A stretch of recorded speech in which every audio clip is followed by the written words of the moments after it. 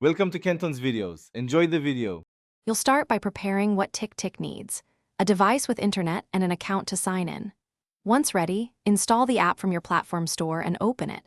You must grant calendar and notification permissions so tasks can pull dates and send alerts. This saves you from missed deadlines later. Next, create or sign into your TickTack account. Use the same email you use for calendars to make syncing seamless. Now that the base setup is complete, move on to organizing your tasks. You'll now structure information so TickTack works for you. First, create essential lists: inbox for capture, projects for multi-step work, today for daily focus, and someday for ideas, colors speed identification.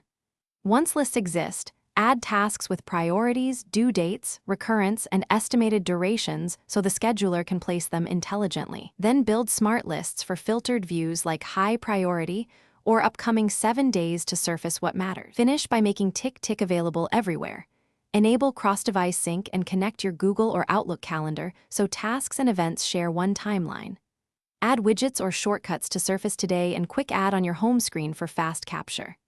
Test a few reminders, recurring tasks, and a location alert to confirm behavior. If something goes wrong, sync stalls, or items disappear, force a refresh, verify app permissions for account access, and re-authenticate the connected calendar. That usually resolves the common issues quickly.